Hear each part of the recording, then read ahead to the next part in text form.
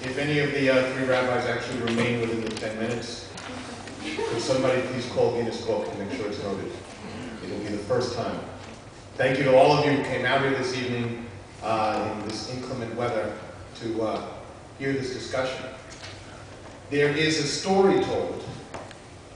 It's a Bible story. I tell Bible stories once in a while, rabbis do. Rabbi Greenberg told you that his style is more that of an educator or a teacher. Mine is more of a preacher.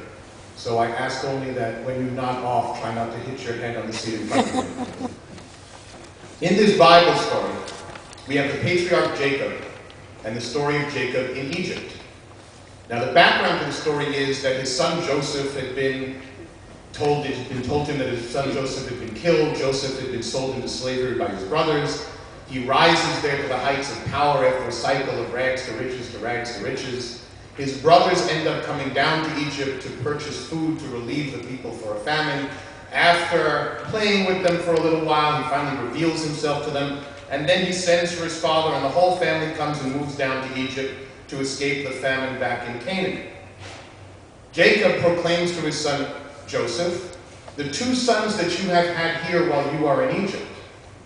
He hasn't met these two sons yet. He says to Joseph, these two sons are going to be not like grandsons to me, but like my own sons. Like Reuben and Simon, your sons Ephraim and Manasseh will be.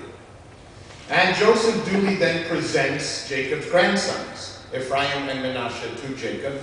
And the patriarch's reaction is, Mi ele, who are these? Now we have to imagine that Jacob is the old country type. And when he sees Ephraim and Manasseh, they have belly button rings, blue hair, mohawks. They wear their pants down below their hips, and their underwear is showing. And he says, Mi ele, who are these? Now is an incredible moment, a moment of decision, a moment where Jacob can decide to be inclusive or exclusive, a moment where Jacob can decide to take these two in or to reject them because they're strange to him, because he's never seen anything like this before, because he has no background in coping with these strange creatures before him. He leaves a legacy for the Jewish religion and maybe for all religion when he says to them, to Joseph his son, Kachem na elai va'avarchem, bring them to me and I will bless them. It wasn't necessary for Jacob to understand, to love. He loved unconditionally. This is the heart and essence of all good religion. This should be the heart and essence of Judaism as we go forward through this 21st century.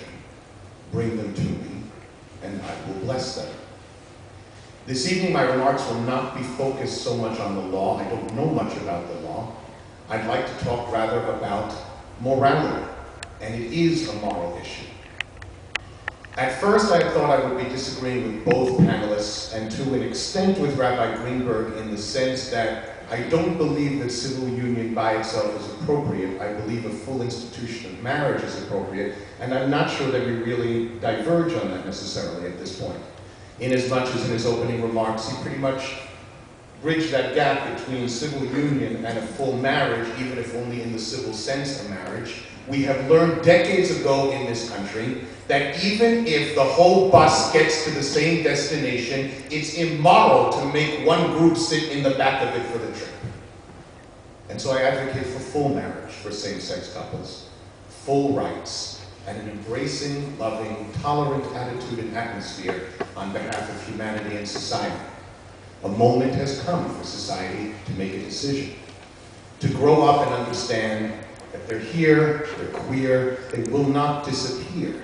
They are our sons and daughters, our brothers and sisters, our mothers and fathers, our husbands and wives, our friends, our colleagues, our co-workers, our employers, our employees, Americans and people from other places. They are young, they are old, they love, prick them and they bleed. If anyone knows, a Jew knows what it's like to be a second-class citizen, a Jew knows what it's like to have rights curtailed, a Jew knows what it's like to have almost the same rights as everyone else in the society. And so this moment of decision has come. As we say, mi ele, what is this? To learn to embrace something new. Marriage, as Rabbi Greenberg mentioned and alluded to, is not a static institution. Concubinage once existed as an institution of marriage, sanctioned by the Bible. It existed in Judaism, as did polygamy. And as we developed, such things went by the wayside. About 1,000 years ago, give or take a few days, we dispensed with polygamy. We developed the next stage in our maturation when we realized that this was no longer an appropriate institution. The barring of same-sex marriage has reached the same moment of being inappropriate. Thank you all for listening.